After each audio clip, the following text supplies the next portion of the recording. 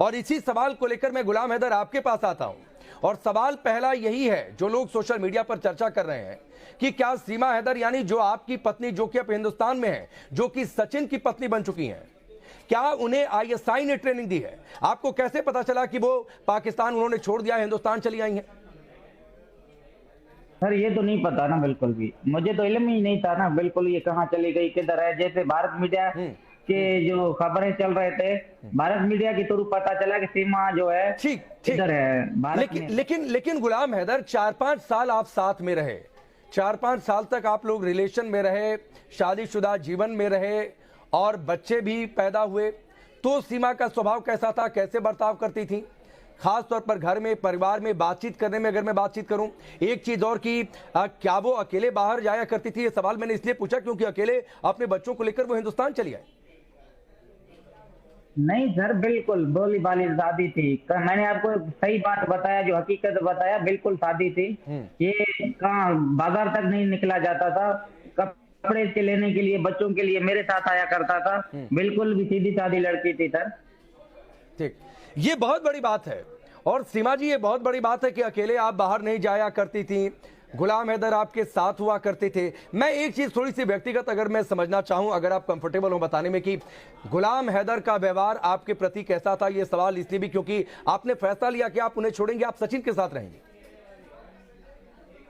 बहुत गाली गलौज से बात करते थे, ये हैदर को भी पता है, और हैदर भी देखते होंगे न्यूज़, उनको भी कह रही हूँ, जब तब ऐसे थे तो अब अच्छे बनने की कोई जरूरत नहीं है।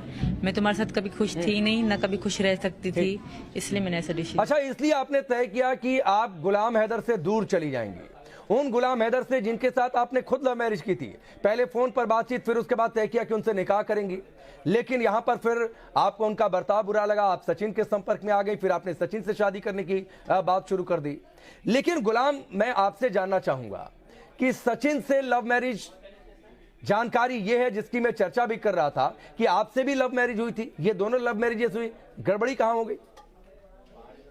जी मेरा तो लव मैरिज था सर सीमा के साथ। हमने तकरीबन 2-3 महीना बात की, फिर हमने शादी की, कोर्ट मैरिज की, इस्लामी निकाह किया, फिर साथ में रहने लग गए। जी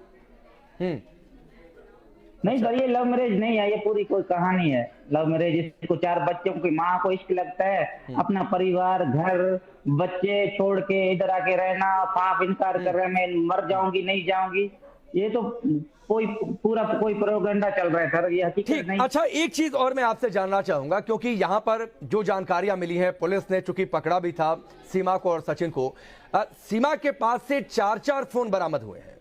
लेकिन जब आपके साथ थी तो क्या उन्हें स्मार्टफोन ठीक से ऑपरेट करना आता था? क्या तब भी उनके पास 4 फोन हुआ करते थे? आप मैसेजेस करने में क्या वो फ्लुएंट थी? इसके बारे में आप कुछ बताना चाहें? नहीं सर, मैसेज करना भी नहीं आता था, बस इसको एक वर्ड याद था, 1 0 1 के, माना मसलन बस ठीक है वो लिखता था सर, बस बाकी इंग्लिश कुछ भी नहीं। और 2 अक्षर ये मैसेज करता था कि सी के हैदर कैसे हो माँ, बस 2 लफ्ज ये मुझे याद है, 2 से आगे कुछ नहीं बोलता था। सी और के 2 लफ्ज बस बोलता है, जब मैं मैसेज करूं सी और के तो सीमा मैं हूं, समझो। ठीक, और यही वजह है जो गुलाम हैदर बता रहे हैं सीमा जी, जो लोग शक कर रहे हैं कि क्यों आप एजेंट हो सकती हैं, क्यों आप आईएसआई के इशारे पर कहीं कोई मोहरा तो नहीं है, जो लोग इस बात की चर्चा कर रहे हैं। खैर, मैं इस पर आऊंगा, लेकिन एक सवाल मैं जरूर आपसे करना चाहूंगा, चूंकि अब आप पाकिस्तान में नहीं, आप हिंदुस्तान में हैं, यहीं अब रहने की बात कर रही हैं, आप बार बार कह रही हैं कि पाकिस्तान आपको ना भेजा जाए, आप किसी भी कीमत पर यहीं रहेंगी।